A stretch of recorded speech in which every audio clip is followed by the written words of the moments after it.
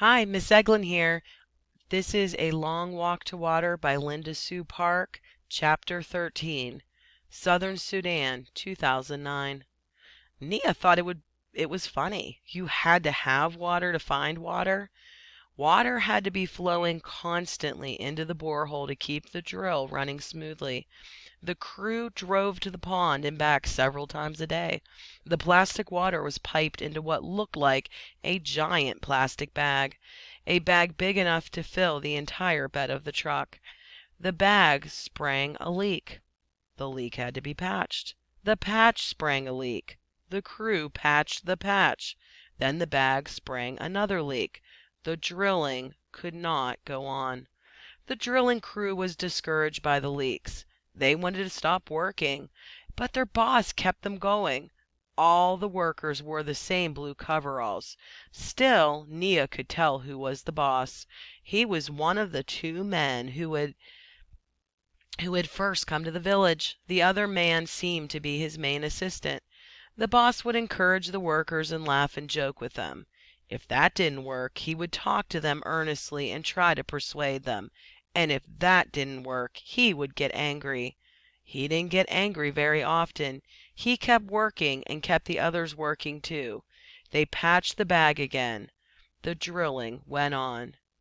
Ethiopia, Sudan, Kenya, 1991 to 92. Hundreds of people lined the river bank.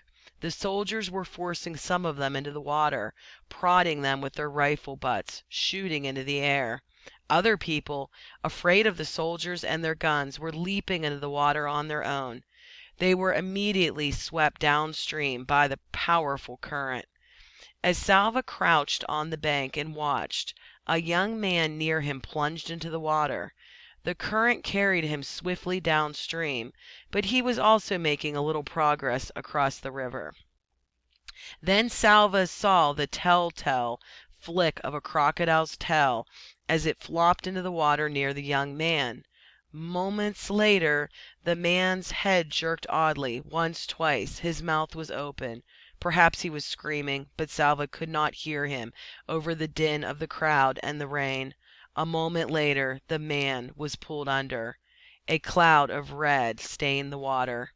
The rain was still pouring down, and now bullets were pouring down as well. The soldiers started shooting into the river, aiming their guns at the people who were trying to get across. Why? Why are they shooting at us? Salva had no choice. He jumped into the water and began to swim. A boy next to him grabbed him around the neck and clung to him tightly. Salva was forced under the surface without time to take more than a quick, shallow breath. Salva struggled, kicking and clawing. "He's holding on to me too hard. I can't air." No air left. Suddenly the boy's grip loosened, and Salva launched himself upward. He threw his head back and took a huge gulp of air. For a few moments he could do nothing but gasp and choke. When his vision cleared, he saw why the boy had let go. He was floating with his head down, blood streaming from a bullet hole in the back of his neck. Stunned, Salva realized that being forced under the water had probably saved his life. But there was no time to marvel over this. More crocodiles were launching themselves off the banks. The rain, the mad current, the bullets, the crocodiles, the welter of arms and legs, the screams, the blood. He had to get across somehow. Salva did not know how long he was in the water. It felt like hours. It felt like years. When at last the tips of his toes touched mud, he forced his limbs to make swimming motions one last time. He crawled onto the river bank and collapsed. Then he lay there in the mud, choking and sobbing for breath. Later, he would learn that at least 1,000 people had died trying to cross the river that day, drowned or shot or attacked by crocodiles. How was it that he was not one of the 1,000? Why was he one of the lucky ones? The walking began again. Walking, but to where? No one knew anything for sure. Where was Salva supposed to go? Not home. There is still war everywhere in Sudan. Not back to Ethiopia. The soldiers would shoot us. Kenya. There are supposed to be refugee camps in Kenya. Salva made up his mind. He would walk south to Kenya. He did not know what he would find once he got there, but it seemed to be his best choice. Crowds of other boys followed him. Nobody talked about it, but by the end of the first day Salva had become the leader of a group of about 1,500 boys. Some were as young as 5 years old. Those smallest boys reminded Salva of his brother Ku'ul. But then he had an astounding thought. Ku'ul isn't that age anymore. He is a teenager now. Salva found that he could only think of his brothers and sisters as they were when he had last seen them, not as they would be now. They were traveling through a part of Sudan still plagued by war. The fighting and bombing were worse during the day.